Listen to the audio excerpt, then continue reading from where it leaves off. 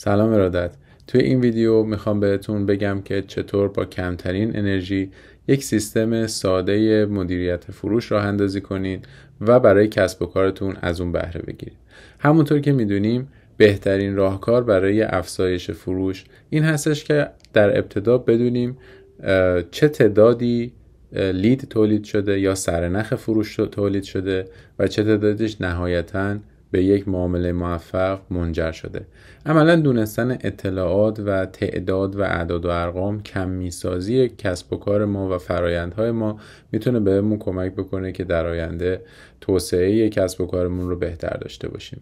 ما به این مفهوم که عملا آگاهی پیدا کردن از مراحل سفر یک مشتری از مرحله آگاهی نسبت به کسب و کار تا مرحله خرید هست میگیم قیف فروش. قیف فروش معادل فارسی کاریز یا معادل انگلیسی فانل فروش یا سیلز فانل رو هم داره.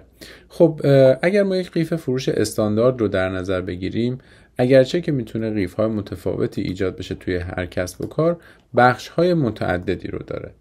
معمولا اولین بخش یک قیف فروش بحث آگاهی یا اورنس هست. مرحله اول آگاهی یا اورنس یعنی یک مشتری به صورت پتانسیل از حضور شما در بازار، خدماتتون یا کالاتون آگاه بشه. این بالاترین مرحله یک قیف فروش هست که عملاً ما مشتریان بالقوه رو شناسایی میکنیم و محصول و خدماتمون رو به اونها آگاهی میدیم. این میتونه از طریق هر نوع تبلیغی باشه، از طریق تولید محتوا باشه، از طریق رسانه ها باشه، اخبار باشه، دوستان باشه یا هر روش دیگه‌ای که توی فروش از اون استفاده میشه. مرحله دوم ایجاد علاقمندی یا اینترست هست. یعنی من وقتی مطلع شدم که چه جالب یک شرکتی داره این محصول رو میسازه، دلم بخواد که اون محصول رو برم و تهیه بکنم. اینجا جایی است که تعامل شما با مشتری شروع میشه. یعنی ممکنه مشتری توی خبرنامه شما ثبت نام بکنه، ممکنه توی رسانه‌های اجتماعی شما رو دنبال بکنه و ممکنه که با شما تماس تلفنی یا ایمیلی رد و بدل بشه. مشتریان احتمالی شما در این مرحله آگاه هستن که شما چه خدمتی رو ارائه میدید، ولی دوست دارن اطلاعات بیشتری رو درک بکنن از شما و شما رو با بقیه رقبا مقایسه بکنن و انتخاب بکنن. مرحله بعدی مرحله اینتنشن یا قصد یا تعامل برای انجام یک خرید هستش. تو مرحله قصد عملاً اینجا مشتری مطلع شده که شما احتمالاً از بقیه کسب و کارها بهتر هستی، قیمتتون بهتر هست، کیفیت محصولاتتون بهتر هست و به هر ترتیبی یک گام جلوتر با شما میاد. احتمالاً با نماینده فروشتون مذاکرات بیشتری میکنه یا به دنبال تخفیف گرفتن هست یا به دنبال امکانات بهتری هست. و در آخر در یک فانل فروش بحث خرید رو داریم که حالا احتمالاً با پیگیری مسئولان فروش یا به هر ترتیبی توسط خود مشتری شما یک خرید موفق رو انجام میدید برای مشتری و عملاً یک فروش موفق رو در ساید خودتون خواهید داشت. خب این مراحل به صورت خلاصه میتونه تو هر کسب و کاری متفاوت باشه و توی یک قیف فروش قسمت‌های متعددی رو ما میتونیم داشته باشیم. چرا پیگیری یک فانل فروش مهمه؟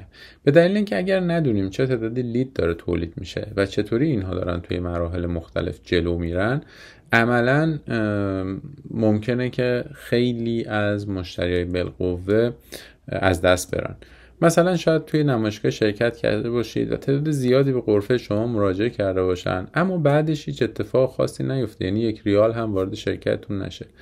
احتمالاً اینجا در مسئله پیگیری و ایجاد اون اینترست یا علاقمندی سیستم شما مشکل داره. اگر ندونید که توی کدوم یک از این مراحل اشکال وجود داره، عملاً نمیتونید استراتژی‌های خوبی برای حل این مسائل داشته باشید.